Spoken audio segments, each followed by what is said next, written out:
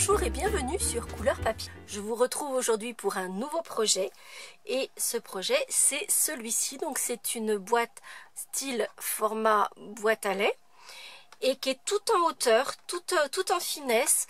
Je trouve que c'est un emballage parfait soit pour un bijou, soit pour des confiseries. C'est d'autant plus parfait qu'on utilise le papier métallisé et ces papiers ont un effet un peu, sont un petit peu plastifiés au dos. Ce qui veut dire que si vous mettez des confiseries dedans, ça les protégera, ça n'abîmera pas votre papier. Ça ne fera pas non plus, si c'est des chocolats, que le gras va passer à travers le papier comme il le ferait pour nos papiers cartonnés des gammes de couleurs habituelles. Et compte tenu des motifs que j'ai mis dessus, je trouve que c'est parfait pour un anniversaire ou pour une naissance par exemple, ou ce qu'on appelle les baby showers en anglais, c'est-à-dire les fêtes que l'on fait pour les mamans qui sont encore enceintes et qui attendent donc ce bébé, et donc une fête autour de l'arrivée de ce bébé qui n'est pas encore arrivé justement. Donc que ce soit pour les naissances, les baby showers, les anniversaires, je trouve que c'est une boîte qui est plutôt sympa. Alors j'ai choisi des coloris plutôt enfantin, donc effectivement ça fait plutôt, mais on pourrait choisir de mettre du noir et du gris par exemple pour une boîte très masculine par exemple, ou d'autres couleurs. Évidemment on peut choisir à peu près toutes les couleurs et donner donc d'autres destinations à la boîte par rapport au public à laquelle on va pouvoir l'offrir. Donc pour un bijou ou pour des confiseries, je vous invite à me suivre pour réaliser cette boîte format boîte à lait tout en hauteur. Et on va faire cette fois-ci la version un petit peu plus petit garçon, donc dans des tons de bleu. Et pour réaliser cette boîte, il nous faudra donc un rectangle de papier effet métallisé ici argent qui mesure 7 pouces et demi sur 9 pouces 3/4. Je vais faire le projet en pouces, mais comme d'habitude vous pourrez retrouver le plan de marquage et de coupe sur le blog en système métrique et en système impérial. Sachez cependant que on va utiliser une matrice de découpe pour faire cette petite décoration sur le haut de notre boîte, et cette matrice de découpe mesure exactement 2 pouces. Donc si vous le faites en pouces, on aura des mesures relativement simples. Si on traduit en système métrique, on va avoir des mesures avec des virgules 1, etc. Ce sera, à mon avis, plus compliqué. Mais vous retrouverez les deux types de mesures sur le blog. Donc, ce papier effet métallisé et deux coloris, ici de bleu. J'ai choisi le doux ciel et le murmure marin pour la version bleue de notre boîte. Nous allons commencer par marquer notre papier, donc et pour ne pas abîmer l'effet métallique de notre papier, je vais le marquer sur l'envers. Sur le petit côté, donc sur toute la grande hauteur, je vais marquer mon papier à 1,5, 3,5,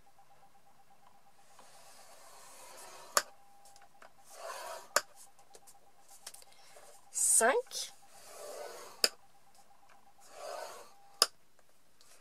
et 7.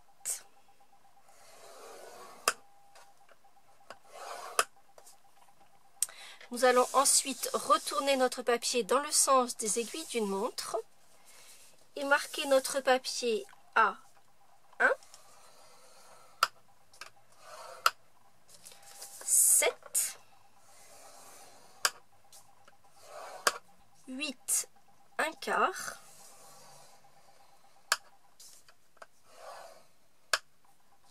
nous allons faire également une petite marque à 8 3/4 de part et d'autre du papier.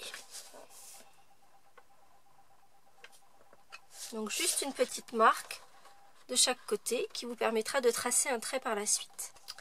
Et nous allons également faire une petite marque à 3/4. Et cette petite marque, on va la faire sur la deuxième bande. Donc pas la bande du haut, sur la deuxième petite bande. Donc 3/4 et 4/1/4. Donc juste un tout petit point, une petite marque ici. Nous allons ensuite prendre une règle et sur les 2 carrés qui se trouvent ici, où on a fait ces petites marques, on va marquer des diagonales, c'est-à-dire qu'on va partir du point que l'on a marqué et on va descendre dans les angles de nos 2 petits carrés. On va également marquer la partie supérieure à 3/4 et 4/1/4, donc où on a fait nos petites marques, uniquement sur le carré du haut. Ensuite, nous allons, à l'aide d'un crayon, faire marquer une ligne à partir des 2 petits points que l'on a fait à 8/3/4.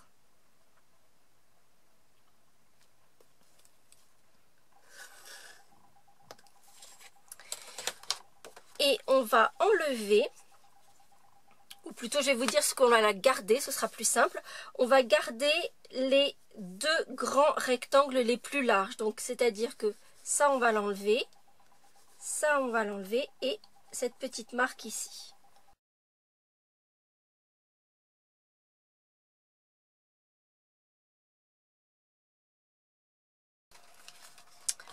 On va pouvoir gommer les traces de crayon qui pourraient être disgracieuses. Et nous n'avons plus besoin de ces marques puisque nous avons à présent fait les découpes sur cette ligne. Nous allons avoir pas mal de découpes à faire avec la Big Shot et je vais utiliser pour cela le set de dies qui s'appelle Ballon Saillant. C'est un set que je vous avais déjà montré mais que nous n'avons pas encore utilisé ensemble, qui permet de faire une carte pop-up, donc avec ces ballons qui viennent en relief. C'est vraiment un set assez intéressant parce qu'il fait vraiment tout le travail. Mais il y a plein de petites choses aussi avec cette carte et avec ce lot de matrices. Et en fait, ce sont les accessoires autour de la matrice principale que je vais utiliser. Et en l'occurrence, je vais utiliser les 2 ballons. Nous allons utiliser également donc cette matrice qui va nous permettre de faire la découpe en haut de notre boîte. Et nous allons utiliser également ce nœud qui a la particularité de venir parfaitement sur la découpe ouvragée. Ce set de matrice de découpe est assorti à un set de tampons. Et c'est ce set de tampons que je vais utiliser pour le message. Je vais réutiliser le même message, je le trouve plutôt sympa. C'est la fête. En plus, du coup, c'est un message qui est assez polyvalent. On peut l'utiliser dans plein de circonstances. Et donc, je vais utiliser la petite bannière qui se trouve dans le set. Et le message, c'est la fête qui va venir parfaitement dans la bannière. Cette bannière ne dispose pas de matrice de découpe qui lui est propre. En revanche, elle fait une découpe qui vient parfaitement. Vous pouvez utiliser soit le tampon pour aller parfaitement sur la découpe de la carte principale. Donc, comme elle n'a pas de matrice de découpe, je vais la découper au ciseau sur son pourtour. Je vais donc commencer par tamponner mon petit message, c'est la fête, sur sa bannière. Et pour rester dans la même tonalité, je vais embosser ce message et cette bannière en argent. Donc comme d'habitude, je vais utiliser mon encre verse à marque, mon petit coussin à embosser pour enlever toute trace d'électricité statique ou d'humidité. Tamponner mes 2 messages, les recouvrir de poudre, chauffer et ensuite je vais faire toutes mes découpes à la Big Shot. Je m'arrêterai pour vous montrer comment découper les petites décorations du haut de la boîte à lait, parce que c'est un peu particulier. Comme vous pouvez le constater, notre papier est plus large qu'une Big Shot normale, sauf si vous avez la version large, mais sur les versions standard de Big Shot, la largeur de la Big Shot est 15 cm. Là, on a beaucoup plus. Donc, je vous montrerai comment je m'arrêterai dans mes découpes et vous expliquerai plus en détail comment découper cette petite décoration en haut de votre boîte.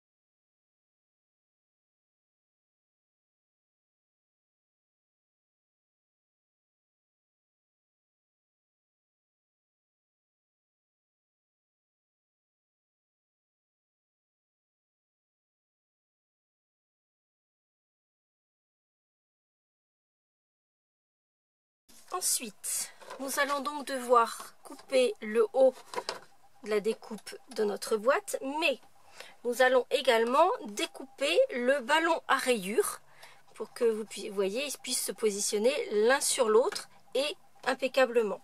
Et pour cela, je vais donc prendre mon ballon à rayures, je vais reprendre ma matrice de découpe du ballon à pois et je vais les placer l'un contre l'autre pour finalement faire la découpe du ballon à pois. Mais ces deux ballons doivent se placer sur le devant de ma boîte.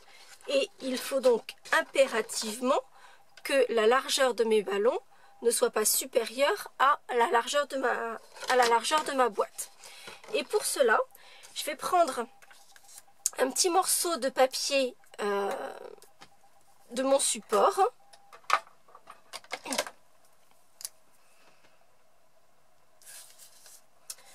Je vais repérer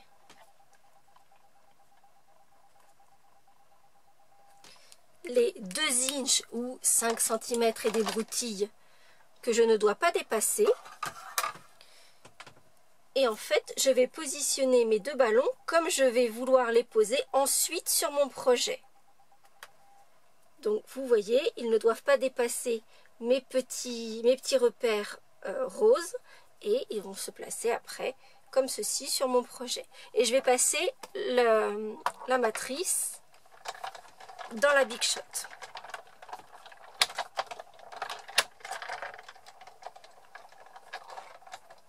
Ainsi, j'ai mes deux ballons qui vont être découpés pour aller impeccablement l'un sur l'autre. Donc vous voyez, je vais pouvoir placer mon ballon bleu foncé sur mon ballon bleu clair et ils vont impeccablement s'accorder l'un avec l'autre. Et ils ne dépassent pas les 2 inches de la largeur de ma boîte. Pour ce qui concerne la découpe du haut de ma boîte, comme je vous le disais, notre boîte à plat est trop large pour notre Big Shot. Mais, en fait, on va pouvoir rabattre le côté et la petite bordure d'assemblage sur l'intérieur. Et dans la mesure où c'est ici que l'on va pouvoir faire nos découpes, vous voyez que rien ne va gêner pour faire nos découpes.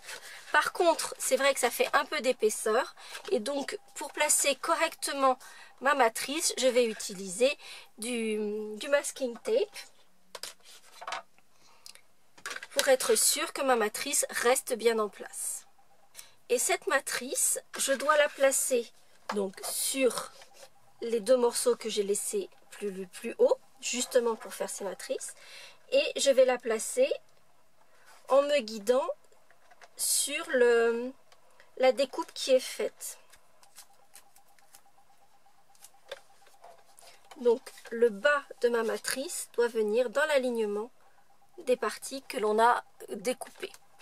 Et on fera exactement la même chose pour l'envers de la boîte.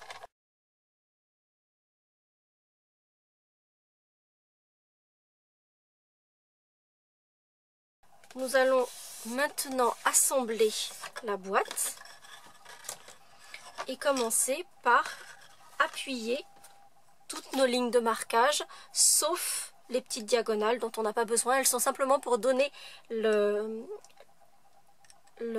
forme à la boîte. Je me rends compte qu'on a quand même 2-3 petites découpes à faire en plus. D'abord, la toute petite bande qui se trouve ici doit complètement disparaître. Et les 4 rectangles qui se trouvent en bas, on va juste les séparer en biaisant un tout petit peu. J'ai également très légèrement biaisé l'onglet d'assemblage en haut et en bas. Pour la dernière ligne de marquage qui se trouve au bas de nos découpes, on va marquer le pliage dans l'autre sens, c'est-à-dire que jusque là nous avons des montagnes. Celle-ci, nous allons la marquer en vallée.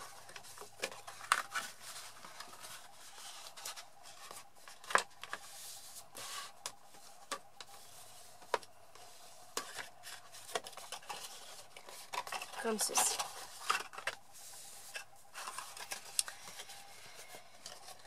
Nous allons maintenant assembler la boîte et nous allons donc placer de l'adhésif double face tout le long de notre onglet d'assemblage.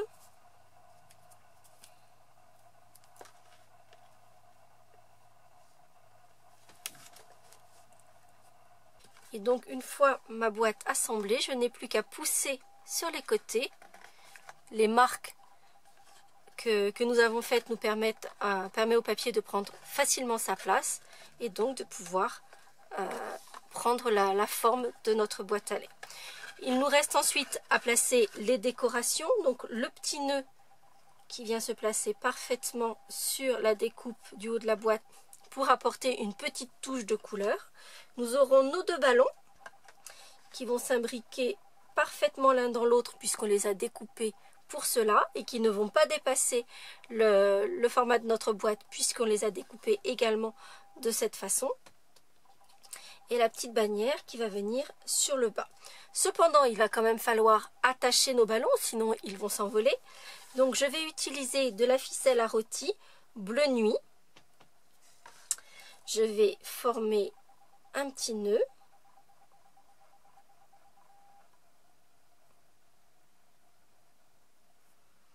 Et je vais resserrer ce nœud sur l'extrémité de mon ballon.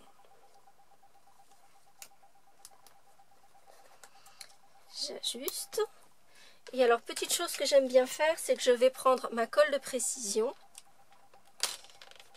et je vais juste encoller l'extrémité de cette ficelle à rôti, ce qui permet que la ficelle ne s'effiloche plus. Si vous craignez éventuellement que le nœud vienne à se défaire, vous pouvez également placer une petite touche de colle de précision sur le nœud.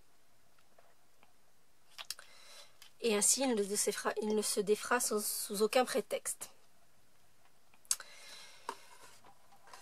Pour nos 2 petits ballons, sachant qu'on aura la deuxième ficelle du ballon plus clair à placer, mais on la placera après. Je vais déjà découper mon petit bout de ficelle. Je vais utiliser mon petit tapis de silicone et une technique que je vous ai déjà montrée et que j'aime beaucoup.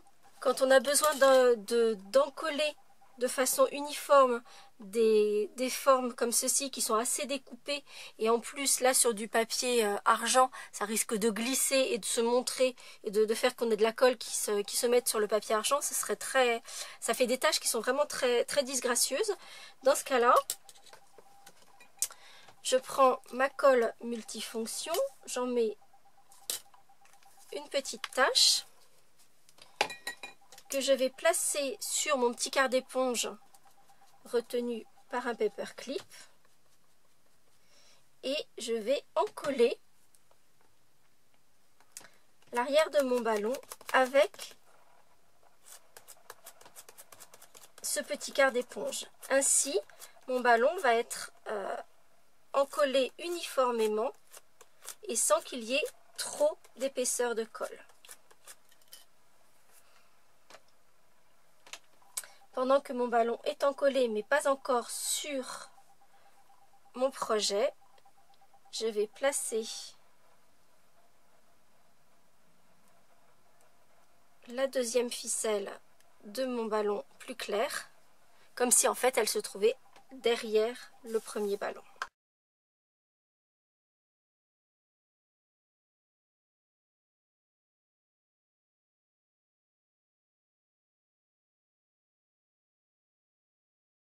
Pour maintenir les ficelles de mes ballons, je vais juste mettre un mini point de colle.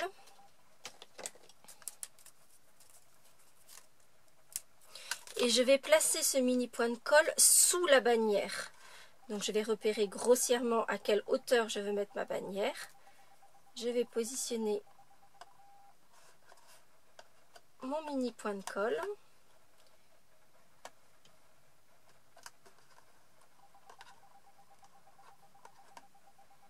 Et coller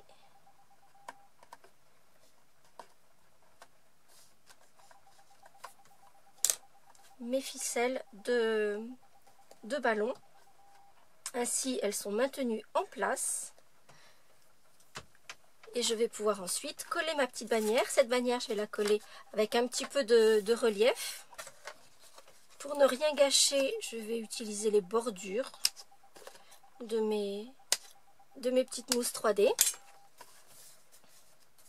Alors, je ne place pas la mousse 3D trop à l'extérieur car cette bannière va venir sur l'extérieur de la boîte. Donc, je les positionne en faisant attention à ce qu'elles ne viennent pas dépasser sur l'extérieur de la boîte.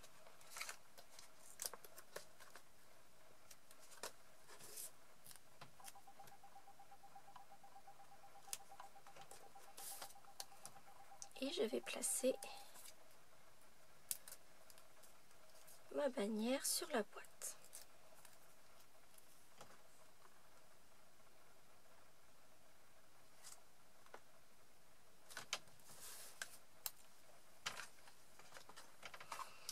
Je vais redécouper, ajuster les ficelles de mes ballons. On peut éventuellement remettre un petit peu de colle de précision comme je l'ai fait plus tôt. Ici, je n'en trouve pas forcément l'utilité, mais c'est comme vous le voulez. Il ne nous reste plus qu'à faire la fermeture de notre boîte. Et pour cela, je vais simplement prendre ma perforatrice. Je vais faire 2 petits trous sur la partie droite verticale de ma boîte à lait.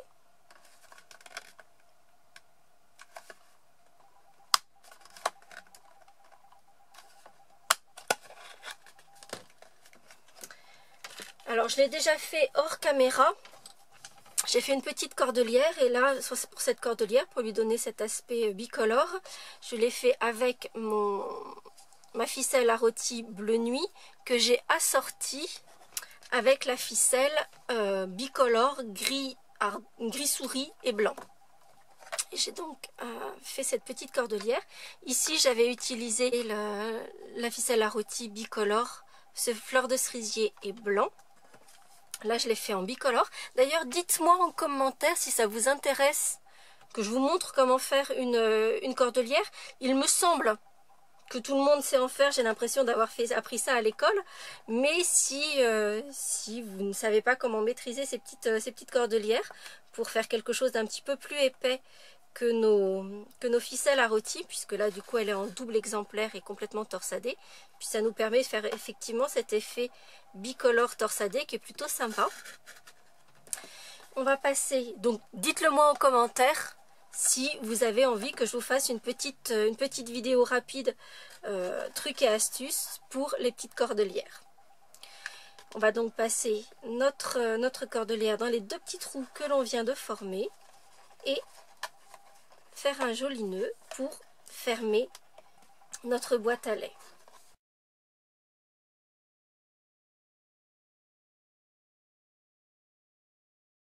Et voici notre petite boîte, version garçon ou version fille. On pourra faire version homme en noir et gris par exemple, ça ferait quelque chose de très très élégant. Voilà, on peut adapter à plein de circonstances selon les couleurs que l'on va choisir, que ce soit pour un anniversaire, pour une naissance. C'est ce qui me semble le plus évident quand je vois le motif, la décoration de ces boîtes. Mais effectivement, on peut les faire avec autre chose que ces ballons et trouver plein d'autres utilisations à ces boîtes tout en hauteur. J'espère que ce nouveau projet vous aura plu. Si c'est le cas, vous n'hésitez pas à mettre les petits pouces en l'air comme vous savez si bien le faire. Si vous voulez suivre l'actualité de Couleur Papier, donc vous n'hésitez pas, vous cliquez pour vous abonner. Et je vous retrouve la semaine prochaine pour d'autres aventures créatives. À très bientôt.